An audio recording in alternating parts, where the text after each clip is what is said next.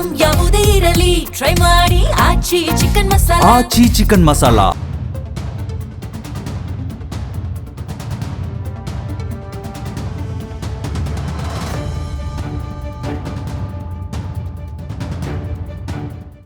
ನಮಸ್ಕಾರ. ಬಡವರ ಬಂಧು KGF ಬಾಬು ವಿಶೇಷ ಕಾರ್ಯಕ್ರಮಕ್ಕೆ ಸ್ವಾಗತ. ನಾನು ಸಿಂಚನಾ.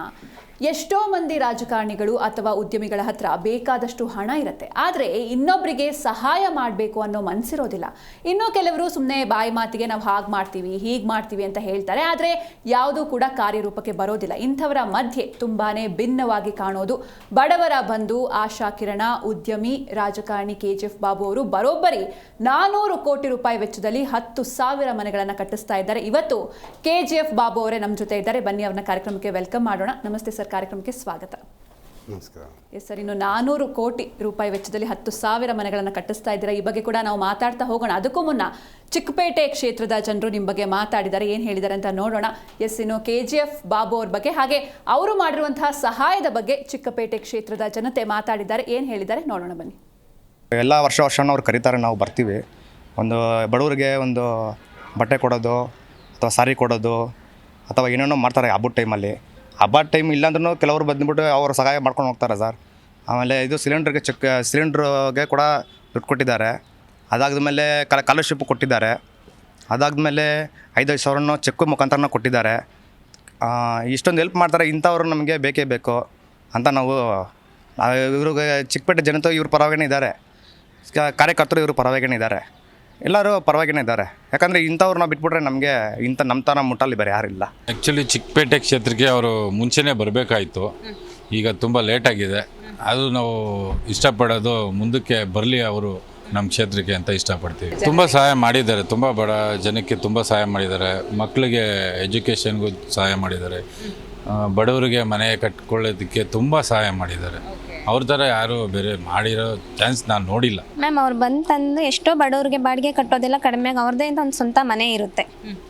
ಅವ್ರು ನಮ್ಮ ಕ್ಷೇತ್ರಕ್ಕೆ ಬಂದರೆ ನಮ್ಗೆ ತುಂಬ ಒಳ್ಳೇದಾಗುತ್ತೆ. ಅವರು ಮನೆ ಹತ್ರ ಬಂದು ಹೆಲ್ತ್ ಬಗ್ಗೆ ವಿಚಾರಿಸೋದು, ಮಕ್ಕಳು ಎಜುಕೇಷನ್ ಬಗ್ಗೆ ವಿಚಾರಿಸೋದು, ವಯಸ್ಸಾಗಿರೋರು ಮಾತಾಡ್ಸೋದ್ರಿಂದ ಹಿಡಿದು ನಮ್ಮ ಮನೆ ಹತ್ರ ಚೇಂಬರ್ಗಳದ್ದು ಎಲ್ಲ ತುಂಬಾ ಮಾಡಿದ್ದಾರೆ. ಪ್ರತಿಯೊಬ್ಬರಿಗೂ 5,000 ಸಾವಿರ ಅಮೌಂಟ್ ಕೊಟ್ಟಿದ್ದಾರೆ. ಗೌರಿ ಹಬ್ಬಕ್ಕೆ ಸೀರೆ ಕೊಟ್ಟಿದ್ದಾರೆ.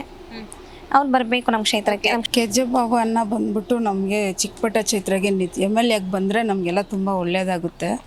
ಹೆಣ್ಮಕ್ಳಿಗೆ ಬಂದ್ಬಿಟ್ಟು 2 ಮಕ್ಕಳಿರುತ್ತೆ, ಅವ್ರಿಗೆ ಸ್ಕಾಲರ್ಶಿಪ್ 5,000 ಸಾವಿರ ಕೊಟ್ಟಿದ್ದಾರೆ. ಒಂದು ಮನೇಲಿ 2 ಮಗು ಇದ್ರೂ 1 ಮಗು ಇದ್ರೂ ಕೊಟ್ಟಿದ್ದಾರೆ ಇದುವರೆಗೂ. ಇನ್ನು ಅವರು ಎಲೆಕ್ಷನ್ಗೆ ನಿಂತ್ಕೊಂಡು ಗೆದ್ದಿಲ್ಲ ಏನಿಲ್ಲ, ಅದಕ್ಕೆ ಮುಂಚೆನೇ ಕೊಟ್ಟಿದ್ದಾರೆ. 10,000 ಮನೆ ಕಟ್ಕೊಡ್ತೀನಿ ಅಂತ ಹೇಳಿದರು. ಅದರಲ್ಲಿ 300 ಮನೆಗಳು ಕಟ್ಕೊಟ್ಟಿದ್ದಾರೆ, ಇನ್ನು ಕಟ್ಕೊಡ್ತಾನೆ ಇದ್ದಾರೆ. ಬಡವ್ರು ಬಂದ್ರೂ ಸಹಾಯ ಮಾಡ್ತಾ ಇದ್ದಾರೆ. ಇವಾಗ ನಮಗೆ ಲೀಡರ್ಶಿಪ್ಪಲ್ಲಿ ಯಾರೂ ಇಲ್ಲ. ಇವಾಗ ನಮ್ಮ ಅಣ್ಣ ಬಂದು KGF ಬಾಬನ್ನ ಬಂದ್ಬಿಟ್ಟು ನಿಂತ್ಕೊಂಡ್ರೆ MLA ಆಗಿ ಬಂದು ಕಾಂಗ್ರೆಸ್ಸಲ್ಲಿ ಸೀಟ್ ಕೊಟ್ಟರೆ ನಮಗೆಲ್ಲ ತುಂಬ ಒಳ್ಳೆಯದಾಗುತ್ತೆ. ಆದರೆ ಜನ ಮುಂದೆ ಬಂದ್ಬಿಟ್ಟು ಜನನಾಯಕ ಅಂತ ನಾವು ಕರಿಬೋದು ನಮ್ಮ ಅಣ್ಣನ. ಅವರು ಚಿಕ್ಕಪೇಟೆ ಕ್ಷೇತ್ರಕ್ಕೆ ಬಂದರೆ ಒಳ್ಳೆಯದಾಗುತ್ತೆ. ಅವ್ರು ತುಂಬ ಹೆಣ್ಮಕ್ಳಿಗೆ ಮರ್ಯಾದೆ ಕೊಟ್ಟು ಹೆಲ್ಪ್ ಮಾಡ್ತಾರೆ. ಎಜುಕೇಷನ್ಗೂ ಹೆಲ್ಪ್ ಮಾಡಿದ್ದಾರೆ. ಮನೆ ಬಂದು ಎಲ್ಲರ ಹತ್ರ ಭೇಟಿ ಮಾಡಿ ಮಾತಾಡಿದ್ದಾರೆ. ಒಬ್ಬೊಂದು ಮನೆಗೆ ಬಂದು ಭೇಟಿ ಮಾಡಿ ಮಕ್ಕಳ ಹತ್ರ ಮಾತಾಡಿದ್ದಾರೆ. ಎಲ್ಲರ ಬಗ್ಗೆ ಅವ್ರಿಗೆ ಗೊತ್ತು. ಚಿಕ್ಕಪೇಟೆ ಕ್ಷೇತ್ರದಲ್ಲಿ ಏನು ನಡೀತಾ ಇದ್ರೆ ಎಲ್ಲ ಅವ್ರಿಗೆ ಗೊತ್ತು. ಅವ್ರು ಬಂದ ಒಳ್ಳೆಯದಾಗತ್ತೆ. ಈ ಸಲ ಅವ್ರು ಬಂದ ಎಲ್ಲರಿಗೂ ಬಡವರಿಗೆ ಒಳ್ಳೆಯದಾಗುತ್ತೆ. ಮನೆ ಕಟ್ಟಿದ್ದಾರೆ, 300 ಮನೆಗಳು ಕಟ್ಟಿದ್ದಾರೆ. ಇನ್ನು ಕಟ್ಟಕ್ಕೆ ಅವ್ರಿಗಿದೆ. ಅವರು ತುಂಬ ಸಹಾಯ ಮಾಡಿದ್ದಾರೆ, ಅದು ನಮಗೆ ತುಂಬ ಇಷ್ಟ ಆಯಿತು. ಮತ್ತು ಜನಗೆ ತುಂಬ ಹೆಲ್ಪ್ ಮಾಡಬೇಕು, ಇನ್ನೂ ಮಾಡಬೇಕು.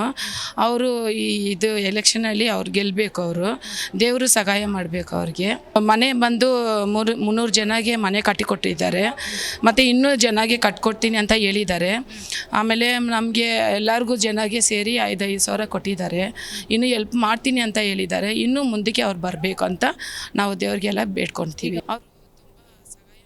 ಎಸ್, ನಾವು ನೋಡ್ತಾ ಇದ್ವಿ ಸರ್, ನಿಜಕ್ಕೂ ಗ್ರೇಟ್ ಅನ್ಸುತ್ತೆ. ಒಂದು ರೀತಿ ರಿಯಲ್ ಹೀರೋ ಅಂತ ಹೇಳ್ಬೋದು. ಯಾಕಂದರೆ ಇಷ್ಟೊಂದು ಜನ ಇಷ್ಟೊಂದೆಲ್ಲ ಪ್ರೀತಿ ಗೌರವ ನಿಮ್ಮ ಮೇಲೆ ಇಟ್ಟಿದ್ದಾರೆ. ಹಾಗೆ ಇಷ್ಟೆಲ್ಲ ಗೌರವ ಅಥವಾ ಪ್ರೀತಿಯನ್ನು ಸಂಪಾದಿಸೋದು ಅಷ್ಟೊಂದು ಈಸಿ ಅಲ್ಲ. ಸೊ ಇಷ್ಟೆಲ್ಲ ಜನರು ನಿಮಗೆ ಹರಿಸಿ ಆಶೀರ್ವಾದ ಮಾಡ್ತಿದ್ದಾರೆ, ಮತ್ತೆ ನಮ್ಮ ಕ್ಷೇತ್ರಕ್ಕೆ ಬಂದು ನಿಂತು ಅವ್ರು ಗೆಲ್ಲಬೇಕು ಅಂತ ಹೇಳ್ತಾ ಇದ್ದಾರೆ. ಏನು ಹೇಳ್ತೀರಾ ಸರ್? ಹಾಗೆ ಒಂದು 10,000 ಮನೆಗಳನ್ನು 400 ಕೋಟಿ ರೂಪಾಯಿ ಖರ್ಚು ಮಾಡಿ ನೀವು ಕಟ್ಟಿಸ್ತಾ ಇದ್ದೀರಾ, ಇದ್ರ ಬಗ್ಗೆ ಏನು ಹೇಳ್ತೀರಾ? ಮೇಡಮ್ ನಮಸ್ಕಾರ. ನನ್ನ ಜನ ನನ್ನ ಶಕ್ತಿ. ನನ್ನ ಜನ, ನಾನು ಆ ಸ್ಲಮ್ಮಿಂದ ಹುಟ್ಟಿ ಖಾದರ್ ಶರೀಫ್ ಗಾರ್ಡನ್ ಸ್ಲಮ್ಮಲ್ಲಿ ಚಿಕ್ಕಪೇಟೆ ಕ್ಷೇತ್ರದಲ್ಲಿ ಹುಟ್ಟಿ ನನಗೆ ನಮ್ಮ ಅಕ್ಕ ತಂಗಿಗಳು ಇಷ್ಟು ಪ್ರೀತಿ ಇಟ್ಕೊಂಡಿದ್ದಾರೆ. ಅವರೇ ನನ್ನ ಪ್ರಾಣ. ಈ ಜನಗಳ ಶಕ್ತಿನೇ ಇವತ್ತು KGF ಬಾಬು ಅಂತ ಆ ಶಕ್ತಿ. ನಾನು 21,000 ಓಟು ನನಗೆ ಈ ನಮ್ಮ ತಾಯಿ ತಂದೆಗಳು, ನಮ್ಮ ಅಕ್ಕ ತಂಗಿಗಳು, ನಮ್ಮ ಅಣ್ಣ ತಮ್ಮಂದರು ಎಲ್ಲ ಇಷ್ಟು ಪ್ರೀತಿಯಿಂದ ಒಂದು ಸ್ಲಮ್ಮಾಗೆ ಹುಟ್ಟಿ ನನಗೆ ಆ ನಾಚಿಕೆ ಬರ್ತಾಯಿಲ್ಲ. ನನಗೆ ಆ ಸ್ಲಮ್ಮಲ್ಲಿ ಹುಟ್ಟಿದ್ದೀನಿ ಅಂತೇಳ್ಬಿಟ್ಟು ನಾನು ಹೆಮ್ಮೆ ಪಡ್ತೀನಿ. ಆ ಸ್ಲಮ್ಮಲ್ಲಿ ಏನಿದೆ ಎಲ್ಲ ಇನ್ನೋಸೆಂಟ್ ದೇವರಂಥ ಜನ ಪ್ರೀತಿ ಏನಂದರೆ ಅವರು ನಮಗೆ ನಾನೇನು ಹೇಳಲಿ, ನನಗೆ ಕಣ್ಣಲ್ಲಿ ನೀರು ಬಂದ್ಬಿಡುತ್ತೆ. ಆ ಸ್ಲಮ್ ಅಂತ ನಾವು ಕರಿತೀವಲ್ಲ, ಆ ಸ್ಲಮ್ಮಲ್ಲಿ ತಿರುಗಿ ನೋಡೋರು ಯಾರಿಲ್ಲ. ಏನಂದರೆ ಭಾಷಣಗಳು ಎಲ್ಲರೂ ಹೇಳ್ತಾರೆ, ಆದರೆ ಮಾಡೋವನು ಒಬ್ಬನು ಬರೋದಿಲ್ಲ. ಬಾಯಲ್ಲಿ ಎಲ್ಲರೂ ಮಾತಾಡ್ತಾರೆ. ಆದರೆ ಇದು ಯಾಕೆ ಹೇಳ್ತಾ ಇದ್ದೀನಿ, ನನಗೆ ಅವ್ರ ದುಃಖ ನೋಡೋಕ್ಕಾಗಲ್ಲ. ಇವಾಗ ನಾನು ಸಹಾಯ ಮಾಡಬೇಕಂತ ಕಾನೂನು ಅವಕಾಶ ಕೊಡೋದಿಲ್ಲ. ಅರ್ಥ ಆಯ್ತಾ ನಾನು ಏನು ಹೇಳ್ತಾ ಇದ್ದೀನಿ? ಕಾನೂನು ನಾವು ನನ್ನ ಸ್ವಂತ ದುಡ್ಡು ಕೊಡೋಕ್ಕೂ ಕಾನೂನಲ್ಲಿ ಅವಕಾಶ ಇಲ್ಲ. ನಾವು ಏನಾದಲ್ಲಿ ಮಾಡಕ್ಕೆ ಹೋದರೆ ನನಗೆ ಆಗದಿರೋರು ಏನಾದರೂ ಒಂದು ಫಿಟ್ಟಿಂಗ್ ಹಾಕಿ ಅಲ್ಲಿ ಹೋಗಿ ಇನ್ಫಾರ್ಮೇಷನ್ ಕೊಟ್ಟು ಅದಕ್ಕೆ ಒಂದು ಇನ್ಫಾರ್ಮೇಷನ್ ಕೊಟ್ಟು ನಮ್ಮ ಕಾನೂನು ಹೆಂಗಿದೆ ಅಂದರೆ, ಇಂಡಿಯಾ ಕಾನೂನು ಹೆಂಗಿದೆ ಅಂದರೆ, ಪೊಲೀಸ್ ಡಿಪಾರ್ಟ್ಮೆಂಟ್ ಆಗಲಿ, IT ಡಿಪಾರ್ಟ್ಮೆಂಟ್ ಆಗಲಿ, ಇನ್ಕಮ್ ಟ್ಯಾಕ್ಸ್ ಡಿಪಾರ್ಟ್ಮೆಂಟ್ ಆಗಲಿ, ED ಡಿಪಾರ್ಟ್ಮೆಂಟ್ ಆಗಲಿ, ವಿತೌಟ್ ಕಂಪ್ಲೇಂಟ್ ಅವ್ರು ಯಾರೂ ನಮ್ಮ ಮನೆಗೆ ಬರೋದಿಲ್ಲ. ಅದಕ್ಕೆ ವಿತೌಟ್ ಇನ್ಫಾರ್ಮೇಷನ್ ಅವ್ರು ಡೈರೆಕ್ಟಾಗಿ ಬರೋಕ್ಕೆ ಸಾಧ್ಯನೇ ಇಲ್ಲ. ನಮ್ಮಲ್ಲಿ ಇರೋವರೇ, ನಮಗೆ ಆಗದಿರೋರು, ನಮ್ಮ ಜೊತೆಗೆ ಇರೋರು ಇನ್ಫಾರ್ಮೇಷನ್ ಕೊಟ್ಟು ಮಾಡ್ತಾರೆ. ಅದು ಕಂಪ್ಲೇಂಟ್ ಇಲ್ದಂಗೆ ಅವ್ರು ಯಾರೂ ಬರೋದಿಲ್ಲ. ಬೇರೆದೆಲ್ಲ ಸುಳ್ಳು. ಕಂಪ್ಲೇಂಟ್ ಕೊಟ್ಟರೆ ಅವ್ರ ಕರ್ತವ್ಯ, ಪೊಲೀಸ್ ಡಿಪಾರ್ಟ್ಮೆಂಟ್ ಆಗಲಿ, ಇನ್ಕಮ್ ಟ್ಯಾಕ್ಸ್ ಡಿಪಾರ್ಟ್ಮೆಂಟ್ ಆಗಲಿ, ED ಡಿಪಾರ್ಟ್ಮೆಂಟ್ ಆಗಲಿ, CBI ಆಗಲಿ, ಕಂಪ್ಲೇಂಟ್ ಕೊಟ್ಟರೆ ಮಾತ್ರ ಅವ್ರಿಗೆ ಬರೋಕ್ಕೆ ದಾರಿ. ಆ ಕಂಪ್ಲೇಂಟ್ ಕೊಟ್ಟ ಮೇಲೆ ಏನಾಗತ್ತೆ, ಅದು ಸರಿನೋ ರಾಂಗೋ ಅವ್ರು ಇನ್ವೆಸ್ಟಿಗೇಟ್ ಮಾಡಬೇಕು. ಅದೇ ನಮ್ಮ ಕಾನೂನು. ಅವ್ರ ಬಗ್ಗೆ ನಾವು ED ಆಗಲಿ, ಪೊಲೀಸ್ ಡಿಪಾರ್ಟ್ಮೆಂಟ್ ಆಗಲಿ, ಇನ್ಕಮ್ ಟ್ಯಾಕ್ಸ್ ಇರಲಿ, ಅವ್ರ ಬಗ್ಗೆ ನಾವು ಕೆಟ್ಟದಾಗಿ ಹೇಳಕ್ಕೆ ಬರೋದಿಲ್ಲ. ಆದರೆ ಅದು ಏನು ಅದಕ್ಕೆ ಫಸ್ಟ್ ಸ್ಟೆಪ್ ಏನಂದರೆ ಕಂಪ್ಲೇಂಟ್ ಮೇಲೆ ಇನ್ವೆಸ್ಟಿಗೇಷನ್. ಅದು ಒಂದು ಬಡವ್ರ ಕುಟುಂಬದ ಬಂದವನು ನಮ್ಮ ದೇಶದಲ್ಲಿ ಪಾಪ ಮಾಡಿದನು. ಬಡವ್ರ ಕುಟುಂಬದ ಬಂದು ಶ್ರೀಮಂತ ಆಗೋದು ಪಾಪ ನಮ್ಮ ದೇಶದಲ್ಲಿ. ಅದು ಏನಾದರೂ ಕಷ್ಟಪಟ್ಟು ಬರಲಿ, ಅವನು ಬಂದರೆ ಅದ್ರ ಮೇಲೆ ಅವನಿಗೆ ಒಂದು, ಇವಾಗ ತಾವು ಇಲ್ಲಿ ಆ್ಯಂಕರ್ ಆಗಿ ಕೆಲಸ ಮಾಡ್ತೀರ, ನಿಮಗೆ ಸೋರ್ಸ್ ಆಫ್ ಇನ್ಕಮ್ ಏನು, 1 ಲಕ್ಷ ರೂಪಾಯಿ ಪೇಮೆಂಟು, ವರ್ಷಕ್ಕೆ 12 ಲಕ್ಷ ಸಂಪಾದನೆ ಮಾಡ್ತೀರ. ಸಂಪಾದನೆ ಮಾಡೋ ಜಾಗದಲ್ಲಿ 12 ಲಕ್ಷ ಜಾಗದಲ್ಲಿ ನಿಮ್ಮ ಹತ್ರ ವರ್ಷಕ್ಕೆ 10 ಕೋಟಿ ನಿಮ್ಮ ಹತ್ರ ಬಂತಂದರೆ ಅದಕ್ಕೆ ಇನ್ಫಾರ್ಮೇಷನ್ ಕೊಡೋರು ಯಾರಾದರೂ ಹುಟ್ಟ. ಆಮೇಲೆ 10,000 ಎಲ್ಲಿಂದ ಬಂತು ಅಂತ ನಿಮ್ಮ ಮೇಲೆ ಕಣ್ಣಿಡ್ತಾರೆ. ಕಣ್ಣಿಟ್ಟು ಅದಕ್ಕೆ ನಿಮಗೆ ಟಾರ್ಚರ್ ಮಾಡೋವರೆಗೂ ಆ 10 ಕೋಟಿ ಎಲ್ಲಿಂದ ಬಂತು ಅಂತ ಆ ಇನ್ವೆಸ್ಟಿಗೇಷನ್ ಮಾಡೋವರೆಗೂ ನಿಮ್ಮ ಅರ್ಧ ಪ್ರಾಣ ಹೋಗಿ ಅರ್ಧ ಪ್ರಾಣ ಬರುತ್ತೆ. ಅದು ಹೆಂಗಾದು ದುಡಿಲಿ, ಅದಕ್ಕೆ ಲೆಕ್ಕ ಕೊಡಿ ಅಂತಾರೆ. ಲೆಕ್ಕ ಕೊಟ್ಟರೆ ಅದು ಏನಾಗಲ್ಲ. ಸದ್ಯಕ್ಕೆ ಆ ಟೈಮಿಂಗ್, ಆ ಇನ್ವೆಸ್ಟಿಗೇಷನ್ ಟೈಮಲ್ಲಿ ಮಾತ್ರ ನಮ್ಮಲ್ಲಿಗೆ ಕಷ್ಟ ಆಗುತ್ತೆ. ಒಂದು ಸಲ ಇನ್ವೆಸ್ಟಿಗೇಷನ್ ಆಯ್ತಾ, ಆಮೇಲೆ ಪೊಲೀಸ್ ಡಿಪಾರ್ಟ್ಮೆಂಟಲ್ಲಿ ಇರೋ ಕೇಸು EDಯಲ್ಲೂ ಇರಲ್ಲ, ಇನ್ಕಮ್ ಟ್ಯಾಕ್ಸು ಇರಲ್ಲ. ಆ ಪೀರಿಯಡ್, ಆ 15 ದಿವಸದಿಂದ 3 ತಿಂಗಳ ಒಳಗೆ ನಮಗೆ ಬರೋ ಟಾರ್ಚರು, ಅದು 30 ವರ್ಷ ಟಾರ್ಚರ್ ಆ 3 ತಿಂಗಳಲ್ಲಿ ನಮ್ಗೆ ಬರುತ್ತೆ. ನಾನು ಯಾರಿಗೂ ಭಯ ಪಡೋನಲ್ಲ. ಯಾಕೆಂದರೆ ನಾನು ಅದೇ ಸ್ಲಮ್ಮಿಂದ ಬಂದಿದ್ದೀನಿ. ಲಾಸ್ಟಲ್ಲಿ ಏನಾಗುತ್ತೆ, ಜಾಸ್ತಿ ಏನಾಗುತ್ತೆ, ಜಾಸ್ತಿಗೆ ಜಾಸ್ತಿ ಏನಾಗುತ್ತೆ, ಅದೇ ಸ್ಲಮ್ಮಲ್ಲಿ ಇದ್ದೀನಿ. ಇವಾಗ ನಾನೇನು ಶ್ರೀಮಂತ ಮನೆಯಲ್ಲಿದ್ದು ಪ್ಯಾಲೇಸಲ್ಲಿ, ನನ್ನ ಮನೆ ಒಂದು ವೈಟ್ ಪ್ಯಾಲೇಸ್ ಥರ ಇದೆ, ಆ ಮನೆಯಲ್ಲಿ ಇತ್ತು, ಅಲ್ಲಿ ನಿದ್ರೆ ಬರ್ತಾ ಇಲ್ಲ. ಆ ಸ್ಲಮ್ಮಲ್ಲಿ ನನಗೆ 100 ರೂಪಾಯಿ ಸಂಪಾದನೆ ಮಾಡ್ತಾ ಇದ್ದೆ, ಆ ಸ್ಲಮ್ಮಲ್ಲಿ ನಿದ್ರೆ ಬರ್ತಾ ಇತ್ತು. ಯಾಕಂದರೆ ಅಲ್ಲಿ ಇರೋ ಪ್ರೀತಿ, ಆ ಸ್ಲಮ್ಮಲ್ಲಿ ಇರೋ ನಮ್ಮ ಅಕ್ಕ ತಂಗಿಗಳದ್ದು ಪ್ರೀತಿ ಒಬ್ರಿಗೊಬ್ರಿಗೂ ಬಿಟ್ಕೊಡೋದಿಲ್ಲ. ನಮ್ಮ ಮನೆಯಲ್ಲಿ ಯಾರಾದರೂ ಎಕ್ಸಾಂಪಲು ನಮ್ಮ ರಿಲೇಷನ್ ಬಂದ್ಬಿಟ್ರು, ಊಟ ಟೈಮ್ ಬಂದ್ಬಿಡ್ತು ಅಂದರೆ ನಾವು ಹೋಟ್ಲ್ಗೆ ಹೋಗೋದಿಲ್ಲ. ನಾವು ಏನು ಮಾಡ್ತೀವಿ, ಪಕ್ಕದ ಮನೆಗೆ ಲಕ್ಷ್ಮಿ ನಿನ್ನ ಮನೇಲಿ ಏನಮ್ಮ ಮಾಡಿದೀಯಾ, ಸ್ವಲ್ಪ ಸಾರು ಕೊಟ್ಟು. ಅಮ್ಮ ಮುನಿಯಮ್ಮ ನಿನ್ನ ಮನೇಲಿ ಏನು ಮಾಡಿದೀಯಾ, ಅಕ್ಕ ನಾನು ಏನೋ ಮಟನ್ ಮಾಡಿದ್ದೀನಿ, ಸ್ವಲ್ಪ ಕೊಡಮ್ಮ ಅಂತೇಳಿ. ಈ ಥರ ಆ ಪ್ರೀತಿ ನಿಮ್ಮ ಮನೆಗಳಲ್ಲಿ ಬರುತ್ತಾ? ನಮ್ಮ ಸ್ಲಮ್ ಬಗ್ಗೆ ಹೇಳ್ತಾ ಇದ್ದೀನಿ. ಶ್ರೀಮಂತರ ಮನೆಯಲ್ಲಿ ಬರುತ್ತಾ?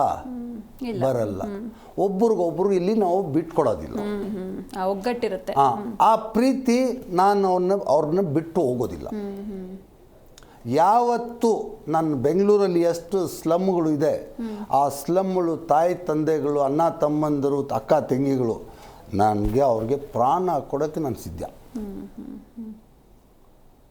ಅಂದರೆ ನನಗೆ ಏನಂದರೆ ಒಂದು ಆಸೆ ಏನಂದರೆ ಮೇಡಮ್, ನಾನು ಭಾಳ ನೋವಿಂದ ಹೇಳ್ತೀನಿ, ನಾನು ಹೇಳೋವನಲ್ಲ, ನಾನು ಸುಳ್ಳು ಆಶ್ವಾಸನೆ ಕೊಡೋವನಲ್ಲ, ಬಾಯಿ ಮಾತಲ್ಲ, ಸುಳ್ಳು ಆಶ್ವಾಸನೆ ಕೊಡೋವನಲ್ಲ, ಆಸೆ ತೋರಿಸೋವನಲ್ಲ, ನಾನು ಹೇಳೋದು ಮಾಡೋನು. ನನ್ನ ಲೈಫಲ್ಲಿ ನಾನು ಸುಳ್ಳು ಹೇಳಲಿಲ್ಲ. ಆದರೆ ಇದೆಲ್ಲ ನಾನು ರಾಜಕೀಯಕ್ಕೆ ಬಂದು MLA ಆಗಬೇಕು, MP ಆಗಬೇಕು, ಇದು ಇಟ್ಕೊಂಡು ಆ ವೇವ್ ಇಟ್ಕೊಂಡು ನಾನು ಇಲ್ಲಿ ಬಂದಿಲ್ಲ. ನನಗೆ ಅಲ್ಲಿ ಇವಾಗ ಹೇಳ್ತಾರಲ್ಲ, ಇವರು ಸಾಲಗಾರ, ಇವ್ರು ಋಣ ನಾನು ಸತ್ರನ್ನು ತೀರ್ಸೋಕ್ಕಾಗೋದಿಲ್ಲ. ನಾನು ಸಾಯಕ್ಕೆ ಮುಂದೆ ಎಲ್ಲ ಈ ಬೆಂಗಳೂರಲ್ಲಿ ಎಷ್ಟು ಸ್ಲಮ್ಗಳಿದೆ ಅಲ್ಲೆಲ್ಲ ಅವ್ರಿಗೆಲ್ಲ ಮನೆಗಳು 10,000 ಮನೆಗಳು ಕಟ್ಕೊಡ್ಬೇಕು. ಅಲ್ಲಿ ನಾನು ಸತ್ತ ಮೇಲೆ ಅಲ್ಲಿ ಎಲ್ಲ ಸ್ಲಮ್ಮಲ್ಲಿ ನಂದೊಂದು ಸ್ಟ್ಯಾಚ್ಯೂ ಥರ ಇರಬೇಕು. ಅದನ್ನು ನೋಡಿ ಒಂದು ಹೆಮ್ಮೆ ಪಡಬೇಕು. KGF ಬಾಬು ಮಾಡಿದ್ದಾನೆ, ನಾನು ಮಾಡಬೇಕು, ಈ ಥರ ಆಗಬೇಕು ಅಂತ. ರಾಜ್ಕುಮಾರ್ ಅವರು ಹೆಂಗಿದ್ದಾರೆ, ಪುನೀತ್ ಅವರು ಹೆಂಗಿದ್ದಾರೆ, ಆ ಹೆಸರು ನಾವು ತಗೊಳಕ್ಕೆ ಬರುತ್ತಾ?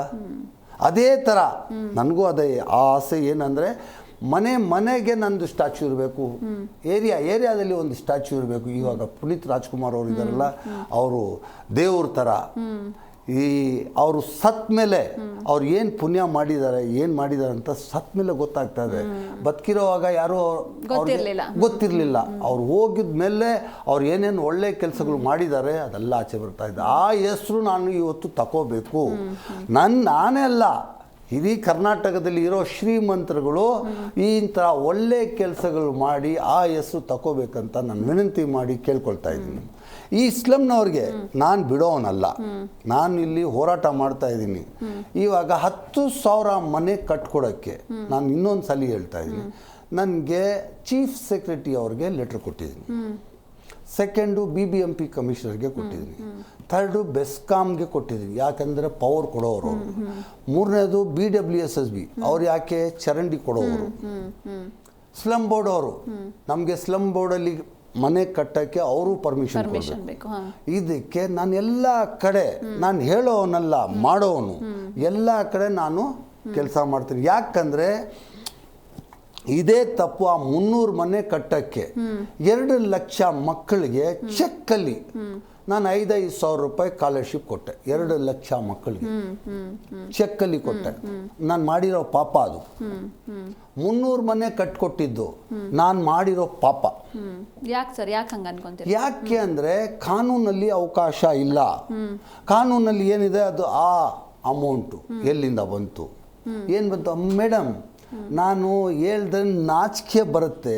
ಒಂದು ಉಮ್ರಾ ಚಾರಿಟಬಲ್ ಫೌಂಡೇಶನ್, ಇದು ನೋಟ್ ಮಾಡಬೇಕು ನೀವು, ಇದು ಎಲ್ಲ ಜನಗಳಿಗೆ ಗೊತ್ತಾಗಬೇಕು. ಉಮ್ರಾ ಚಾರಿಟಬಲ್ ಫೌಂಡೇಶನ್ನಲ್ಲಿ ನಾನು ದುಡ್ಡು 10 ಕಂಪನಿ ನಂದಿದೆ.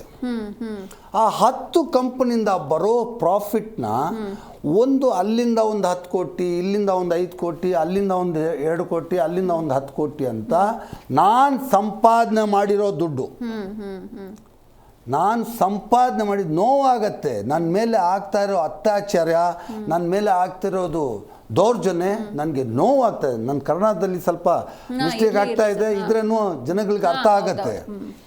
ಆದರೆ ಈಗ ನಾನು ಟ್ಯಾಕ್ಸ್ ಕಟ್ಟಿರೋ ದುಡ್ಡು, ನಾನು ಟ್ಯಾಕ್ಸ್ ಕಟ್ಟಿರೋದು ಇನ್ಕಮ್ ಟ್ಯಾಕ್ಸ್ ಆಫೀಸರ್ಸು ಎಂಥವ್ರಿಗೆ ಅವ್ರು ಓದಿದಾರ ಇಲ್ಲ ಹಂಗೆ ಅನ್ಎಜುಕೇಟೆಡ್ ಆಗಿ ಬಂದು ಬರೀ ಬ್ಲ್ಯಾಕ್ ಮೇಲ್ ಮಾಡ್ತಾರ ಅಂತ ಅವ್ರಿಗೆ ಇದು ಸಂದೇಶ ನಿಮ್ಮ ಟಿ ವಿ ಮುಖಾಂತರ ನಾನು ಹೇಳಕ್ಕೆ ಇಷ್ಟಪಡ್ತಾ ಇದ್ದೀನಿ. ಆ ಟ್ಯಾಕ್ಸ್ ಕಟ್ಟಿರೋ ದುಡ್ಡಕ್ಕೆ ಬಂದು ಟ್ಯಾಕ್ಸ್ ಕಟ್ಟಿ ಅಂತ ನೋಟಿಸ್ ಬರುತ್ತೆ. ನನ್ನ ಉಮ್ರಾ ಚಾರಿಟಬಲ್ ಫೌಂಡೇಶನ್ ಕಟ್ಟಿದ್ದೀರಾ ಮತ್ತೆ ಟ್ಯಾಕ್ಸ್ ಆಲ್ರೆಡಿ ನಾನು ಏನು ಪ್ರಾಪರ್ಟಿ ಮಾರಿದ್ದೀನಿ ಆ ಪ್ರಾಪರ್ಟಿಗೆ 30% ಟ್ಯಾಕ್ಸ್ ಬರುತ್ತೆ. ಅದು 20% ಟ್ಯಾಕ್ಸ್ ಬರುತ್ತೆ. ಲಾಂಗ್ ಟೈಮ್ ಅಂದರೆ 20% ಬರುತ್ತೆ, ಶಾರ್ಟ್ ಟೈಮ್ ಅಂದರೆ 30% ಬರುತ್ತೆ. ಟೋಟಲ್ 33% ಸರ್ಚಾರ್ಜ್ ಎಲ್ಲ ಸೇರಿ 33% ಬರುತ್ತೆ. 100 ಕೋಟಿಯಲ್ಲಿ 100 ಕೋಟಿ ಸಂಪಾದನೆ ಮಾಡಿದ್ರೆ ನಾವು 1/3 ಪಾರ್ಟ್ನರ್ ಇನ್ಕಮ್ ಟ್ಯಾಕ್ಸ್. ಹೆಂಗಿದೆ? ನಾನು 100 ಕೋಟಿ ಸಂಪಾದನೆ ಮಾಡಿದ್ರೆ 1/3 ಟ್ಯಾಕ್ಸ್ ಕಟ್ತಾ ಇದ್ದೀನಿ. 33%, 33 ಕೋಟಿ ಟ್ಯಾಕ್ಸ್ ಕಟ್ತಾ ಇದ್ದೀನಿ 100 ಕೋಟಿ ಸಂಪಾದನೆ. ಆದರೆ 33 ಕೋಟಿ ಕಟ್ಟಿನೂ ಅವರು ಅದು ಒಂದು ಸಲ ಕಟ್ಟಾಯಿತು. ಸೆಕೆಂಡು ಅದೇ ದುಡ್ಡು ಆ ಟ್ಯಾಕ್ಸ್ ಕಟ್ಟಿರೋದು ಬಿಟ್ಟು 66 ಕೋಟಿ ನನ್ನ ಹತ್ರ ಇರೋದು. ಆ 66 ಕೋಟಿದಲ್ಲಿ ನಾನು 10 ಕೋಟಿ ಉಮ್ರಾ ಚಾರಿಟಬಲ್ ಫೌಂಡೇಶನ್ಗೆ ಟ್ರಾನ್ಸ್ಫರ್ ಮಾಡ್ತೀನಿ. ಅದರಲ್ಲಿ ATC ಎಕ್ಸಂಪ್ಷನ್ ಅಂತ ಇರುತ್ತೆ. ಆ ಎಕ್ಸಂಪ್ಷನ್ ನಾವು ತಗೊಳ್ಳಲ್ಲ, ಅದು 5% ಎಕ್ಸಂಪ್ಷನ್ ಕೊಡ್ತಾರೆ, ನಮಗೆ ಬೇಕಾಗಿಲ್ಲ. ನಾನು ಅದು ತಗೊಳ್ಳಲ್ಲ. ಸರ್ಕಾರ ನನ್ನಂತ ಅವನು ಸರ್ಕಾರಕ್ಕೆ ಟ್ಯಾಕ್ಸ್ ಕಟ್ಟಿದ್ರೆ ಇಲ್ಲಿ ರೋಡ್ಗಳು, ಸ್ಯಾಲ್ರಿಗಳು, ಅದು ಇದು ಅಂತ ಎಲ್ಲ ಇವಾಗ ಸರ್ಕಾರಿ ನೌಕರಗಳಿಗೆ ಆ ದುಡ್ಡು ಹೋಗುತ್ತೆ, ಸಿಸ್ಟಮಲ್ಲಿ ಬರುತ್ತೆ. ಅದು ಟ್ಯಾಕ್ಸ್ ಕಳ್ತನ ಮಾಡಿಲ್ಲ ನಾನು. ಟ್ಯಾಕ್ಸ್ ಕಟ್ಟಿರೋದಕ್ಕೆ 33 ಕೋಟಿಯಲ್ಲಿ ಟ್ಯಾಕ್ಸ್ ಕಟ್ಟಿನಿ, 66 ಕೋಟಿ ನನ್ನ ಹತ್ರ ಬಂದಿರೋ ದುಡ್ಡಕ್ಕೆ ಅದರಿಂದ 10 ಕೋಟಿ ತಗೊಂಡು ಒಂದು ಚಾರಿಟಬಲ್ ಫೌಂಡೇಶನ್, ಒಂದು ಕಂಪನಿಯಿಂದ 10 ಕೋಟಿ, ಇನ್ನೊಂದು ಕಂಪನಿಯಿಂದ 10 ಕೋಟಿ, ಇನ್ನೊಂದು ಕಂಪನಿಯಿಂದ 5 ಕೋಟಿ, ಈ ಥರ 10 ಕಂಪನಿಯಿಂದ ನಾನು ಕಟ್ಟಿ ಆ ದುಡ್ಡನ್ನ ತಗೊಂಡು ಬಂದು ನಾನು ಚಾರಿಟಿ ಕೊಡ್ತೀನಿ. ಯಾರಿಗೆ ಕೊಡ್ತೀನಿ? ಆ 2 ಲಕ್ಷ ಮಕ್ಕಳಿಗೆ ಚೆಕ್ ಮುಖಾಂತರ ಎವ್ರಿ ಇಯರ್ 5,000 ರೂಪಾಯಿ ನನ್ನ ಆ ಮಕ್ಕಳಿಗೆ ಕೊಡಬೇಕಂತ ಚೆಕ್ ಮುಖಾಂತರ ಅವ್ರ ಮನೆಗಳಿಗೆ ಕೊಡ್ತೀನಿ. ಓಕೆ, ಆ ಮನೆಗಳಿಗೆ ಚೆಕ್ ಮುಖಾಂತರ ಕೊಡ್ತೀನಿ. ಇನ್ನೂ ಕೆಲವು ಮನೆಗಳಿಗೆ DD ಮುಖಾಂತರ ಬೈ ಪೋಸ್ಟ್ ಅವ್ರ ಮನೆಗಳಿಗೆ ಕಳಿಸ್ತೀನಿ. ಅಂದರೆ ಇನ್ಕಮ್ ಟ್ಯಾಕ್ಸ್ನಲ್ಲಿ ಆ ಒಂದು ನೋಟಿಸ್ ಬಂದಿದೆ, ನೆಕ್ಸ್ಟ್ ಸಂಡೇ ನಾನು ಬರ್ತೀನಿ ವಿತ್ ಡಾಕ್ಯುಮೆಂಟ್ ತಾವು ಶೋ ಮಾಡಿ. ಇನ್ ಕೇಸ್ ನಂದು ತಪ್ಪಿದ್ರೆ ನನಗೆ ಪನಿಷ್ಮೆಂಟ್ ಕೊಡಬೇಕು. ನಿಮ್ಮ ಚಾನಲ್ ಮುಖಾಂತರ ಪಬ್ಲಿಕ್ ಹೇಳ್ತಾ ಇದ್ದೀನಿ, ನಂದು ತಪ್ಪಿದ್ರೆ ನನಗೆ ಪನಿಷ್ಮೆಂಟ್ ಕೊಡಬೇಕು. ನನಗೆ ಯಾವ ಜೈಲ್ಗೆ ಬೇಕಾದ್ರೂ ಆಗ್ಬೋದು. ಇಲ್ಲ ನಂದು ತಪ್ಪಿಲ್ಲ, ಇನ್ಕಮ್ ಟ್ಯಾಕ್ಸ್ನವರು ಅವ್ರ ತಪ್ಪಿದ್ರೆ ಅವ್ರ ಮೇಲೆ ಆ್ಯಕ್ಷನ್ ತಗೋಬೇಕು, ಅವ್ರಿಗೆ ಸಸ್ಪೆಂಡ್ ಮಾಡಬೇಕಂತ ಪಬ್ಲಿಕ್ ಎಲ್ಲ ಸೇರಿ ನನ್ನ ಜೊತೆಗೆ ಬರಬೇಕು, ಅವ್ರಿಗೆ ಪನಿಷ್ಮೆಂಟ್ ಕೊಡಬೇಕು. ಖಂಡಿತ ಸರ್, ಖಂಡಿತ. ಒಬ್ಬನು ಇದೇ ಥರ ಮಾಡಿ ಒಂದು ಡಾಕ್ಟರ್ ಸಿದ್ಧಾರ್ಥ್ ಅವರು 10,000 ಎಕರೆ ಜಮೀನು ಓನರು, ಒಂದು ಬಡವ್ರ ಕುಟುಂಬದ ಬಂದು ಈ ಕಾಫಿ ಡೇ ಅಂತ ಒಂದು ಕಂಪನಿ ಓಪನ್ ಮಾಡಿ 10,000 ಎಕರೆ ಜಮೀನ ಓನರ್ ಅವರು. ಈ ಪುಟ್ಕೋಸಿ ಟ್ಯಾಕ್ಸ್ಗೆ ಎದುರ್ಕೊಂಡು ಸೂಸೈಡ್ ಮಾಡ್ತಾರಾ?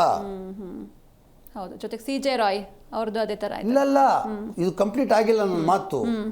ಇದು ಬರೀ ಆ ಒಂದು ಟ್ಯಾಕ್ಸ್, ಒಂದು 10,000 ಕೋಟಿ ಸಂಪಾದನೆ ಮಾಡೋನು ಒಂದು 300 ಕೋಟಿ ಟ್ಯಾಕ್ಸ್ ಕಟ್ಟಕ್ಕೆ ಎದುರ್ತಾನ. 300 3,000 ಕೋಟಿ ಟ್ಯಾಕ್ಸ್ ಬರುತ್ತೆ. ಆ 3,000 ಕೋಟಿಗೆ ಎದುರ್ತಾನ ಯಾರಾದರೂ? ಎಲ್ಲಿಂದ ಅವ್ರ ಅಪ್ಪನ ಮನೆಯಿಂದ ಬಂತ? ಇಲ್ಲೇ ದುಡ್ದಿದ್ದು, ಏನು ಅಪ್ಪನ ಮನೆ ಆಸ್ತಿ ಅಲ್ಲ. ಹೌದು. ನಾನು ಸ್ವಲ್ಪ ರೂಢಾಗಿ ಹೇಳ್ತಾ ಇದ್ದೀನಿ, ಬೇಜಾರು ಮಾಡ್ಕೋಬೇಡಿ. ಇದೇ ಥರ ಜನಗಳಿಗೆ ಗೊತ್ತಾಗಬೇಕು. ಏನು ಅವ್ರ ಸ್ವಂತ ದುಡಿಮೆಯಿಂದ ಕಷ್ಟಪಟ್ಟು ಸಂಪಾದನೆ ಮಾಡಿರೋ ದುಡ್ಡು ರಾಜ ರೋಷನ್ ಹಾಗೆ ಈ ಡಾಕ್ಟರ್ ಸಿದ್ಧಾರ್ಥ್ ಅವರು ಈ ಕರ್ನಾಟಕಕ್ಕೆ ಒಂದು ಅಸಟ್ಟು. ಹೌದು, ಖಂಡಿತ. ನನಗೆ ಏನೋ ಅಷ್ಟು ಕ್ಲೋಸ್ ಫ್ರೆಂಡ್ ಅಲ್ಲ, ನನಗೆ 1-2-3 ಸಲ ಅವ್ರಿಗೆ ಭೇಟಿಯಾಗಿದ್ದೀನಿ. ಅವ್ರ ಮಾತುಗಳು, ಅವ್ರ ಇದು ಇವತ್ತು ನನಗೆ ಕನಸು ನೋಡ್ದಂಗೆ ಆಗತ್ತೆ, ನೋವಾಗತ್ತೆ. ಏನಪ್ಪ ಇಂಥ ದೊಡ್ಡ ವ್ಯಕ್ತಿ, 10,000 ಎಕರೆ ಜಮೀನ್ದಾರ್ ಓನರು, ಟಾಪ್ 10 ಒಬ್ಬರು ಕರ್ನಾಟಕಗೆ. ಅಂಥವರು ಸೂಸೈಡ್ ಮಾಡ್ಕೊಳ್ತಾರಂದ್ರೆ ಏನು ಅಂದರೆ ಅದು ಅವ್ರಿಗೆ ಆಗಿರೋ ಅವಮಾನಕ್ಕೆ ಸತ್ತಿರೋದು. ಹೌದು ಹೌದು. ಈ ಟ್ಯಾಕ್ಸ್ಗೆ ಭಯ ಬಿಟ್ಟು ಸತ್ತಿದ್ದಲ್ಲ, ಸೂಸೈಡ್ ಮಾಡ್ಕೊಂಡಿದ್ದು ಏನಕ್ಕೆ? ಅವ್ರಿಗೆ ಆಗಿರೋ ಇನ್ಕಮ್ ಟ್ಯಾಕ್ಸಲ್ಲಿ ಅವಮಾನಕ್ಕೆ ಅವ್ರು ಸತ್ತಿರೋದು. ಅದು ಡಾಕ್ಟರ್ ಸಿದ್ಧಾರ್ಥ್ ಅವ್ರದ್ದು. ನನಗೇನು ಕ್ಲೋಸ್ ಫ್ರೆಂಡ್ ಅಲ್ಲ, ನಾನೇನು ಕುಟುಂಬದವರಲ್ಲ, ಆದರೆ ನ್ಯಾಯ ಹೇಳಕ್ಕೆ ಬಂದಿದ್ದೀನಿ. ಆದರೆ ಭಾಳ ನೋವಾಗತ್ತೆ. ಆದಮೇಲೆ ಇವರು ಯಾರು, CJ ರಾಯ್, ಅವನು ಒಳ್ಳೆಯವನೋ ಕೆಟ್ಟವನೋ ಅದು ನನಗೆ ಬೇಕಾಗಿಲ್ಲ. ಅವನು ಒಬ್ಬನು ಒಂದು ಹೈಯೆಸ್ಟ್ ಟ್ಯಾಕ್ಸ್ ಪೇಯರ್ ಮಾಡೋನು. ಹೌದು. CJ ರಾಯ್. ಇವಾಗ CJ ರಾಯ್ ಎಷ್ಟು ಟ್ಯಾಲೆಂಟ್. ಇವಾಗ ಸಿದ್ಧಾರ್ಥ್ ಅವರು ಎಷ್ಟು ಟ್ಯಾಲೆಂಟೆಡ್ ಪರ್ಸನ್. ಶಾರ್ಟ್ ಪೀರಿಯಡಲ್ಲಿ 10,000 ಕೋಟಿ. ಇವತ್ತು ಮಿನಿಮಮ್ ಅಂದರೆ ಅವ್ರ ಅಸೆಟ್ಟು ಒಂದು 50,000 ಕೋಟಿ. 50,000 ಕೋಟಿ ಅಸೆಟ್ ಇಟ್ಕೊಂಡು ಅವ್ರು ಸೂಸೈಡ್ ಮಾಡ್ಕೊಳ್ಳೋ ಅರ್ಥ ಏನು? ಒಂದು. ಅದೇ ಥರ CJ ರಾಯ್ ಅವಮಾನ ಆಯ್ತು ಅಂತ ಹೇಳ್ಬಿಟ್ಟು ಅವರು ಸೂಸೈಡ್ ಮಾಡಿಕೊಂಡ್ರು. ಒಂದಾಯ್ತಾ? ಸೆಕೆಂಡ್ CJ ರಾಯ್, ಅವ್ರು ಒಳ್ಳೆಯವರು ಕೆಟ್ಟವರು. ಅವರು ನನಗೆ ಭಾಳ ಕ್ಲೋಸ್ ಫ್ರೆಂಡ್ ಅಲ್ಲ. ನಾನು 1-2-3 ಸಲ ಅವ್ರಿಗೆ ಭೇಟಿಯಾಗಿದ್ದೆ. ಆದರೆ ನೋವಾಗಿದೆ. ನಾನು ಡೆಡ್ ಹೌಸ್ಗೆ ಹೋಗಿ ನೋಡಿದೆ, ನನಗೆ ಕಣ್ಣಲ್ಲಿ ನೀರು ಬಂದುಬಿಡ್ತು. ಆ ಡೆಡ್ ಹೌಸಲ್ಲಿ ಬೋರಿಂಗ್ ಹಾಸ್ಪಿಟ್ಲ್ ಡೆಡ್ ಹೌಸಲ್ಲಿ ಹೋಗಿ ನೋಡಿದೆ. ಡೆಡ್ ಹೌಸಲ್ಲಿ ನೋಡಿದ್ರೆ ಏನು ಅಷ್ಟು ಕೋಟಿ ಒಡೆಯ ಆ ಯಪ್ಪನ ಹತ್ರ ಮಿನಿಮಮ್ ಅಂದರೆ ಒಂದು 50 ಕಾರ್ಗಳು ಇರ್ಬೋದು. ಬರೀ 50 ಕಾರ್ಗಳು, ಒಂದು 500 ಕೋಟಿ ಕಾರ್ಗಳು ಇರೋರು. ಒಂದು ಅನಾದಿಯಾಗಿ ಬಿದ್ದಿದೆ ಆ ಶವ. ಏನು ಒಬ್ಬನೇ ಸಿಂಗಲ್ ಹೋಗಿ ಅನಾದಿಯಾಗಿ ಬಿದ್ದಿದೆ. ಏನಪ್ಪ ಇದು ಅಂತೇಳ್ಬಿಟ್ಟು ಕಣ್ಣಲ್ಲಿ ನೀರು ಬಂದ್ಬಿಡ್ತು. ಅವರು ಈ ಕರ್ನಾಟಕಕ್ಕೆ ಒಂದು ಅಸೆಟ್ಟು. ಇಲ್ಲಿ ಹೈಯೆಸ್ಟ್ ಟ್ಯಾಕ್ಸ್ ಪೇ ಮಾಡೋವನು ವ್ಯಕ್ತಿ. ಇದೇ ಥರ ಈ IMN ಅವನು ಮನ್ಸೂರ್ ಖಾನು ದೊಡ್ಡ ಫ್ರಾಡ್. ಅಂಥವ್ರು ಸತ್ತರೆ ಅವರು ಈ ದೇಶಕ್ಕೆ ಲೂಟಿ ಮಾಡೋರು. ಪಾಪಿ ಚಿರಾಯು ಅಂತ ಹೇಳ್ತಾರಲ್ಲ, ಅವರು ಈ ದೇಶಕ್ಕೆ ಲೂಟಿ ಮಾಡೋರು. ಅಂಥವ್ರು ರಾಜ ರೋಷನ್ ಆಗಿ ಓಡಾಡ್ತಾ ಇದ್ದಾರೆ. ಅದು ನಮ್ಮ ಮುಸಲ್ಮಾನರಂತಾರೆ. ನನಗೆ ಯಾವ ಜಾತಿನಿಲ್ಲ, ಮುಸ್ಲಿಮು ಒಂದೇ, ಹಿಂದೂನೂ ಹೋಗ್ತೆ, ಜೈನು ಒಂದೇ. ನಾನು ಒಂದೇ ಇದು. ನಮ್ಮ ಜಾತಿ ಅಂದರೆ ಏನು? ಒಂದು ಹೆಣ್ಮಗು ಜಾತಿ, ಒಂದು ಗಂಡಸ ಜಾತಿ. ಅದು ಎರಡು ಬಿಟ್ಟು ಬೇರೆ ಜಾತಿನೇ ಇಲ್ಲ. KGF ಬಾಬು ಹತ್ರ ಎಲ್ಲ ಜಾತಿನೂ ಒಂದೇ. ನಾನು ಸ್ಲಮ್ಮಲ್ಲಿ ಹೋಗಿ ರಾಜ ರೋಷನ್ ಆಗಿ ಫುಟ್ಪಾತಲ್ಲಿ ಕೂತ್ಕೊಂಡು ಊಟ ತಿಂತೀನಿ. ನಾನು ಹೋದರೆ ಅಲ್ಲಿರೋ ನಮ್ಮ ಅಕ್ಕ ತಂಗಿಗಳು ಅವ್ರ ಮನೆಯಿಂದ ಒಂದು ಮಟನ್ನು, ಅವ್ರ ಮನೆಯಿಂದ ರೈಸು, ಅವ್ರ ಮನೆಯಿಂದ ಒಂದು ಮುದ್ದೆ ತಗೊಂಡು ಬಂದು ಕೆಳಗಡೆ ಕುಂದಿಸಿ ತಿನ್ನಿಸ್ತಾರೆ. ಆ ಪ್ರೀತಿ ಬರುತ್ತಾ? ಅದಕ್ಕೆ ಬೆಲೆ ಇದೆಯಾ? ಅದಿಲ್ಲ. ನಾನು ಹೇಳೋದನ್ನು ಏನಂದರೆ, ಈ ಇನ್ಕಮ್ ಟ್ಯಾಕ್ಸ್ನವ್ರಿಗೆ ನಾನು ಹೇಳೋದು, ಈಗ ನನ್ನ ಸಬ್ಜೆಕ್ಟು ಇವಾಗ ತಿರ್ಗಾ ಡೈವರ್ಟ್ ಮಾಡಿಬಿಟ್ಟಿರ್ತಾವೆ. ಸಬ್ಜೆಕ್ಟ್ ಏನಂದರೆ, ನನಗೆ ಉಮ್ರಾ ಚಾರಿಟಬಲ್ ಫೌಂಡೇಶನ್ ಅದರಲ್ಲಿ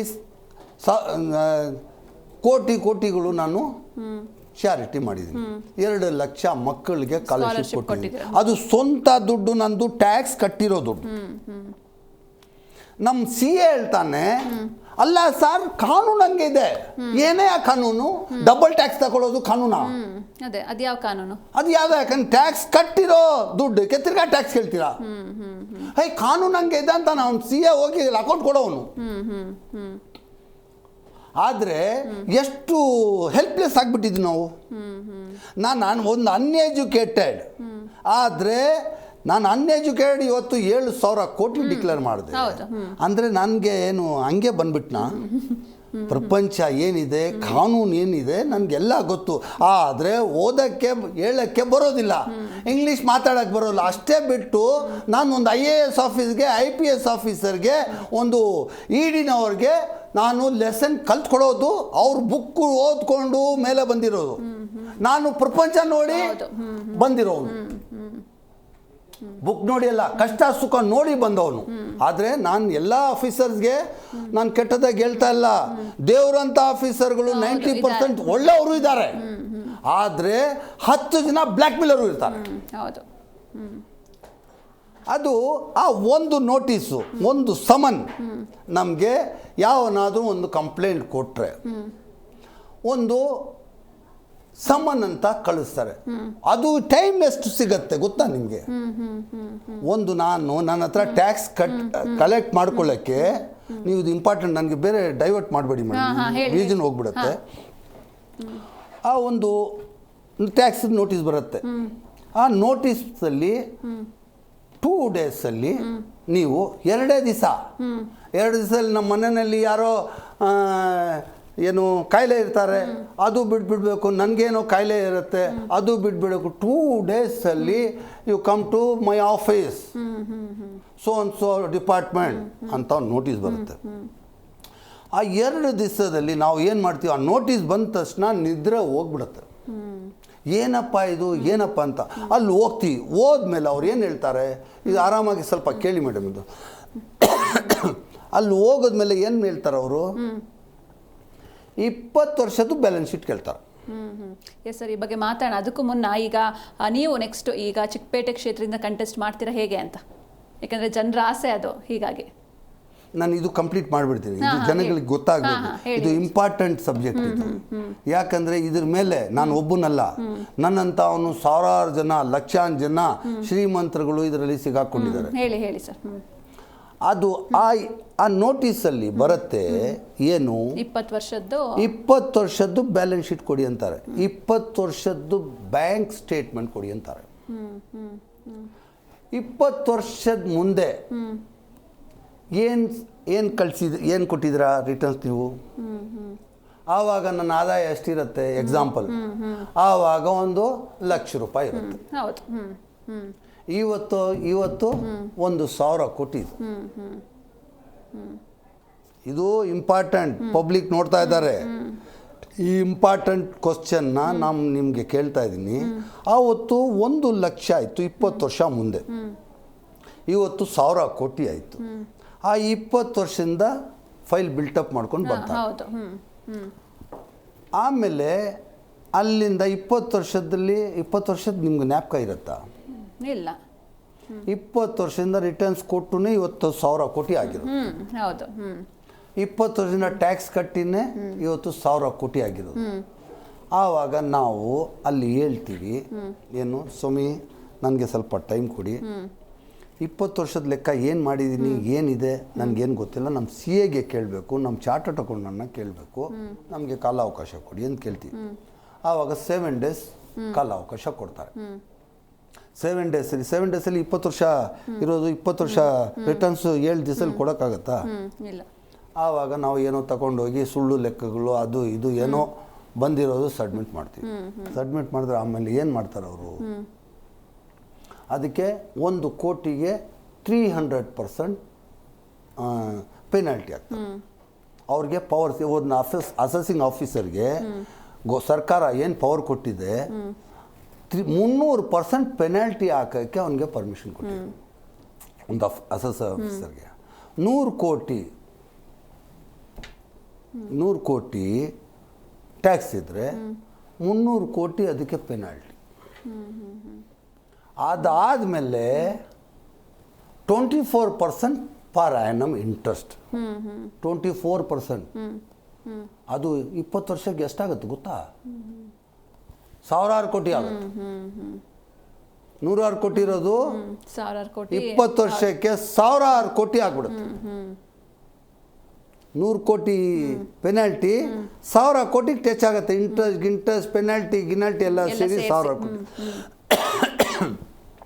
ಆವಾಗ ಸಂಪಾದನೆ ಮಾಡಿದ್ದು ಕೊಟ್ಟು ಹೋಗ್ಬೇಕು ಅಂತ ಹೇಳ್ಬಿಟ್ಟು ಇದೇ ಥರ ಸೂಸೈಡ್ಗಳು ಆಗುತ್ತಲ್ಲ. ಯಾವುದು ಡಾಕ್ಟರ್ ಸಿದ್ಧಾರ್ಥ್ ಅವ್ರು ಸೂಸೈಡ್ ಮಾಡಿದ್ರು, ಮತ್ತೆ CJ ರಾಯ್ ಅವರು ಸೂಸೈಡ್ ಮಾಡ್ಕೊಂಡ್ರಲ್ಲ, ಇದೇ ಕತೆ ಅದು. ಅದಕ್ಕೆ ನಿಮಗೆ ಗೊತ್ತಾಗಬೇಕು ಅಂತಾನೆ ಈ ಮಾತನ್ನ ಹೇಳ್ದೆ ನಾನು. ಆಯ್ತಾ? ಇವಾಗ ಸಾವಿರಾರು ಕೋಟಿ ಎಲ್ಲಿಂದ ಕಟ್ತಾರೆ ಅಂತೇಳಿ ಟೆನ್ಷನ್ ತಗೊಂಡು ಹೋಗಿ ಸೂಸೈಡ್ ಮಾಡ್ಕೊಂಡು ಸಾಯ್ತಾರೆ. ಆ ಸಾತ್ರೆ ಅವರು ಅದು ಯೋಚನೆ ಮಾಡಲ್ಲ, ನಾನು ಹೋದ್ಮೇಲೆ ನನ್ನ ಮಕ್ಕಳು ಈ ಕಾಪಾಡ್ತಾರಾ, ನನಗಿರೋ ಟ್ಯಾಲೆಂಟು ನನ್ನ ಮಕ್ಕಳಿಗೆ ಬರುತ್ತಾ ಅಂತ ಅವ್ರು ಯೋಚನೆ ಮಾಡಲ್ಲ. ಸತ್ತೋಗ್ಬಿಡ್ತಾರೆ. ಆ ಮಕ್ಕಳು ಏನು, ಆ ಸಾವಿರಾರು ಕೋಟಿ ಆಸ್ತಿನ ಸರ್ಕಾರಕ್ಕೆ ಹೋಗುತ್ತೆ, ಇಲ್ಲಾಂದರೆ ಯಾರಾದರೂ ತಿನ್ಬಿಟ್ಟು ಹೋಗ್ತಾನೆ, ಇವ್ರು ರೋಡ್ಗೆ ಬಂದು ಬಿಕಾರಿಗಳು ಆಗಿ ಸುತ್ತಾಡ್ತಾ ಇರ್ತಾರೆ. ಯಾರು? ಅವ್ರ ಮಕ್ಕಳು ಆಗಲಿ ನನ್ನ ಮಕ್ಕಳು ಆಗಲಿ. ನನಗಿರೋ ಟ್ಯಾಲೆಂಟ್ ನನ್ನ ಮಕ್ಕಳು ಬರೋಲ್ಲಲ್ಲ. ಆದರೆ ಒಂದು ಎರಡನೇದು, ಇವಾಗ ಕಾನೂನು ಹೆಂಗೆ ಬಂದಿದೆ ಅಂದರೆ ಅದು ಬೇನಾಮಿ ಗಿನಾಮಿ ಅಂತ ಹೇಳ್ತಾ ಇದ್ರು, ಅದು ಬರೀ ಕತೆಗಳದು. ಬೇನಾಮಿ ಅಂದರೆ ಏನು? ನಾನು ದುಡ್ಡು ಕೊಡ್ತೀನಿ, ಒಂದು ಪ್ರಾಪರ್ಟಿ ಪರ್ಚೇಸ್ ಮಾಡ್ತೀನಿ, ಪರ್ಚೇಸ್ ಮಾಡಿ ನಿಮ್ಮ ಹೆಸರಲ್ಲಿ ಇಡ್ತೀನಿ, ರಿಜಿಸ್ಟರ್ ಮಾಡ್ತೀನಿ, ಅದೇ ಬೇನಾಮಿ. ಆ ಪ್ರಾಪರ್ಟಿ ಮಾರಿದ ಮೇಲೆ ಏನಾಗುತ್ತೆ, ಆ ಬೇನಾಮಿ ಗಿನಾಮಿ ಎಲ್ಲ ಅಲ್ಲಿ ಆಧಾರ್ ಲಿಂಕ್ ಆಗುತ್ತೆ. ಆವಾಗ ನಿಮಗೆ ಕೇಳ್ತಾರೆ ಈ ಸೋರ್ಸ್ ಆಫ್ ಇನ್ಕಮ್ ಎಲ್ಲಿಂದ ಬಂತು, ಆವಾಗ ಸಿಕ್ಕಾಕೊಳ್ತಾರೆ. ಇವಾಗ ಕಾನೂನು ಹೆಂಗಿದೆ, ಏನು ಕಾನೂನು ತೆಗೆದಿದ್ದಾರೆ, ನಾನು ಸೊಲಿಟ್ ಮಾಡಬೇಕು ಆ ಸರ್ಕಾರಕ್ಕೆ. ಕಾನೂನು ಹೆಂಗೆ ಬಂದಿದೆ ಅಂದರೆ, ಈಗ ಆ ಆಧಾರ್ ಕಾರ್ಡ್ ಲಿಂಕ್ ಆಗಿರೋದು ಹೆಂಗೆ ಹೋದ್ರೂ ಯಾರ ಹೆಸರಲ್ಲಿ ಇಡಿ ಏನು ಮಾಡಿ ಆ ಆಧಾರ್ ಕಾರ್ಡ್ ಲಿಂಕಲ್ಲಿ ಕನೆಕ್ಷನ್ ಆಗಿ ಇವಾಗ 10,000 ಕೋಟಿ ಇರೋವನು ಬಿಕಾರಿ ಆಗ್ಬಿಡ್ತಾನೆ. ಎಲ್ಲೂ ಹೋಗಲ್ಲ, ಸಾಯಲ್ಲ ಅದು. ಆಧಾರ್ ಕಾರ್ಡ್ ಲಿಂಕ್ ಇವಾಗ ಅದೇ ಎಕ್ಸಾಂಪಲ್ಲು ಜಮೀರ್ ಅಹಮದ್ ಸಾಹೇಬ್ರು ತಗೊಳ್ಳಿ. ಪಾಪ ಅವರು ದೇವ್ರಂಥ ಮನುಷ್ಯ. ನಾನೇನು ಸಾಲ ಕೊಟ್ಟೆ, 3,90,00,000 ಅವ್ರಿಗೆ ಸಾಲ ಕೊಟ್ಟಿದ್ದೆ. ಅವರು ಅಯ್ಯೋ ಇವಾಗ ಇದೆ ಅಲ್ಲ ಅವ್ರದ್ದು ಮನೆ, ಆ ಮನೆ ಲ್ಯಾಂಡ್ ತಗೊಳಕ್ಕೆ ಕೊಟ್ಟಿದ್ದೆ. ಅದು ಕೊಟ್ಟರು, ಇನ್ನೋರ್ಗೂ ಸಾಲ ಬಂದಿಲ್ಲ. ಆದರೆ ಅಲ್ಲಿ ನನಗೆ ಲೋಕಾಯುಕ್ತದಲ್ಲಿ ಏನು ಕೇಳ್ತಾರೆ, EDಯಲ್ಲಿ ಏನು ಕೇಳ್ತಾರೆ, ನೀನು ಅವ್ರಿಗೆ ಕೊಟ್ಟಿರೋದು ಈ ದುಡ್ಡು 3,90,00,000 ಅವ್ರ ಲ್ಯಾಂಡ್ ತಗೊಳ್ಳೋಕ್ಕೆ, ಅವ್ರ ಮನೆ ತಗೊಳ್ಳೋಕ್ಕೆ ಕೊಟ್ಟಿದ್ಯಾ, ಮನೆ ಲ್ಯಾಂಡ್ ತಗೊಳ್ಳೋಕೆ ಕೊಟ್ಟಿದ್ಯಾ, ಇದು ಲಂಚ ಕೊಟ್ಟಿದ್ಯಾ ಇಲ್ಲ ಸಾಲ ಕೊಟ್ಟಿದ್ಯಾ, ಏನೋ ಕೆಲಸ ಆಗಬೇಕು ಅಂತ ಲಂಚ ಕೊಟ್ಟಿದ್ಯಾ ಅಂತ ಕೇಳ್ತಾರೆ. ಈ ಮಾತು ಏನಕ್ಕೆ ಇಲ್ಲಿ ಬಂತು ಅಂದರೆ, ನಿಮಗೆ ಸೋರ್ಸ್ ಆಫ್ ಇನ್ಕಮ್ ಬಗ್ಗೆ ಹೇಳ್ತಾ ಇದ್ದೀನಿ. ಎಲ್ಲರಿಗೂ ಗೊತ್ತಾಗಲ್ಲ ಇದು. ಹೌದು. ಅದು ಸೋರ್ಸ್ ಆಫ್ ಇನ್ಕಮ್ ಇದ್ದರೆ, ನಾನು ಸತ್ರೇನು ಜಮೀರ್ ಅಹಮದ್ ಅವರು ಸತ್ರೇನು ಆ ಅಕೌಂಟು ಅಲ್ಲಿ ಸಾಲ ಅಲ್ಲೇ ಬುಕ್ಕಲ್ಲಿ ಇದ್ದೇ ಇರತ್ತೆ. ಅರ್ಥ ಆಯ್ತಾ? ಈ ಥರ ಇವಾಗ ಸಿಸ್ಟಮ್ ಏನು ಬಂದಿದೆ ಅದು ನಿಮಗೆ ಎಲ್ಲ ಇದು ಹೇಳಬೇಕು ನಾನು. ಆ ಸಿಸ್ಟಮ್ ಏನಂದರೆ, ಏನೇ ಬ್ಲ್ಯಾಕ್ ಮನಿ ಇರಲಿ, ಏನೇ ಯಾರ ಹೆಸರಲ್ಲಿ ಆಸ್ತಿಗಳು ಇರಲಿ, ಇವಾಗ ಆಸ್ತಿ ಮಾರಬೇಕಂದ್ರೂ ಆ ಸೋರ್ಸ್ ಆಫ್ ಇನ್ಕಮ್ ಅಡ್ಡ ಬರುತ್ತೆ. ಆಸ್ತಿ ಬೇರೆಯವ್ರಿಗೆ ಟ್ರಾನ್ಸ್ಫರ್ ಮಾಡಬೇಕಂದ್ರೂ ಆ ಸೋರ್ಸ್ ಆಫ್ ಇನ್ಕಮ್ ಬರುತ್ತೆ. ಎಲ್ಲಿಲ್ಲ ಎಲ್ಲಿ ಲಿಂಕ್ ಆಗಿ, ಎಲ್ಲಿ ಸಿಗಾಕೊಳ್ತೀವಿ ನಾವು. ಇವಾಗ ಬ್ಲ್ಯಾಕ್ ಮನಿ ನಾವು 50 ಲಕ್ಷ ಮೇಲೆ 20 ಲಕ್ಷ ಮೇಲೆ ನಮ್ಮ ಮನೆಯಲ್ಲಿ ದುಡ್ಡಿದ್ರೆ ED ಅವರು ಅದು ಮನಿ ಲ್ಯಾಂಡಿಂಗ್ ಕೇಸ್ ಹಾಕ್ಬೋದು. ಅದು ಜನಗಳಿಗೆ ಗೊತ್ತಾಗಲಿ. ಎಲ್ಲರೂ ಯಾರು ಕ್ಯಾಶ್ ಮನೆಯಲ್ಲಿ ಇಟ್ಟಿದ್ದಾರೆ ಅವ್ರಿಗೆಲ್ಲ ನಾನು ಹೇಳ್ತಾ ಇದ್ದೀನಿ, ಇದನ್ನ ಸ್ವಲ್ಪ ಭಯದಿಂದ ಇರಿ. 20 ಲಕ್ಷ ಮೇಲೆ ಅವ್ರಿಗೆ ಕ್ಯಾಶ್ ಮನೆಯಲ್ಲಿ ಇದ್ದರೆ ಈಗಿನವರು PML ಆ್ಯಕ್ಟಲ್ಲಿ, ಮನಿ ಲ್ಯಾಂಡಿಂಗ್ ಆ್ಯಕ್ಟಲ್ಲಿ ಅವ್ರಿಗೆ ಅರೆಸ್ಟು ಮಾಡಬಹುದು. ಕಾನೂನು ಹೆಂಗೆ ಬಂದಿದೆ, ಅದು ಮನಿ ಲ್ಯಾಂಡ್ರಿಂಗ್ ಅಂತಾರೆ. ಮನಿ ಇದ್ರೆ ಲ್ಯಾಂಡ್ರಿಂಗ್, ಏನು ವಾಷಿಂಗ್, ಮನಿ ಇದ್ರೆ ಲ್ಯಾಂಡ್ರಿಂಗ್. ಅದು ನಾನು ಎಲ್ಲ ನಮ್ಮ ಅಕ್ಕ ತಂಗಿಗಳಿಗೆ, ಅಣ್ಣ ತಮ್ಮಂದರಿಗೆ ಏನೋ ಬ್ಲ್ಯಾಕ್ ಮನಿ 10-20 ಲಕ್ಷ ಮೇಲೆ ಇದ್ರೆ ಅದು ಬ್ಲ್ಯಾಕ್ ಮನಿನೇ. ಯಾರು ಮನೆಯಲ್ಲಿ ಇಟ್ಟಿದ್ರ ಅವ್ರು ಇಟ್ಟಿದ್ರೆ EDನವರು ಬಂದು ಅವ್ರು ನಿಮಗೆ ಅದಕ್ಕೆ ECIR ಅಂತಾರೆ, ಪೊಲೀಸ್ ಡಿಪಾರ್ಟ್ಮೆಂಟಲ್ಲಿ FIR ಅಂತಾರೆ. ಹೌದು. FIR ಅಂತೀರ ತಾವು, ಇದು EDದು ಅದಕ್ಕೆ ECIR ಅಂತಾರೆ. ಒಂದು ECIR ಅಂದರೆ ಈಕ್ವಲ್ ಟು FIR ಥರ ಅವ್ರ ಲ್ಯಾಂಗ್ವೇಜ್. ಅದು ಅವ್ರ ಮೇಲೆ ಮಾಡಿ ಅರೆಸ್ಟು ಮಾಡೋಕ್ಕೆ ಸಾಧ್ಯ ಆಗುತ್ತೆ. ಖಂಡಿತ ಸರ್, ಈ ಬಗ್ಗೆ ಮಾತಾಡ್ತಾ ಹೋಗೋಣ ಇನ್ನಷ್ಟು. ಇಷ್ಟೊತ್ತು ನಾವು ನಿಮ್ಮ ಪ್ರೀಷಿಯಸ್ ಟೈಮ್ ನಮಗೆ ಕೊಟ್ಟಿದ್ದಕ್ಕೆ thank you so much. Yes, ನೋಡಿದ್ರಲ್ವಾ ವೀಕ್ಷಕರೇ, ಬಡವರ ಪಾಲಿನ ರಿಯಲ್ ಹೀರೋ, ಉದ್ಯಮಿ, ರಾಜಕಾರಣಿ KGF ಬಾಬು ಅವರ ಮಾತುಗಳನ್ನು ಕೇಳಿದ್ರಿ. ಇವರ ಈ ಸಮಾಜ ಸೇವೆ ಇದೇ ರೀತಿ ಕಂಟಿನ್ಯೂ ಆಗಲಿ ಅಂತ ಹೇಳ್ತಾ ನೋಡ್ತಾ ಇರಿ ಜೀ ಕನ್ನಡ ನ್ಯೂಸ್, ಸತ್ಯವೇ ಸುದ್ದಿಯ ಜೀವಾಳ.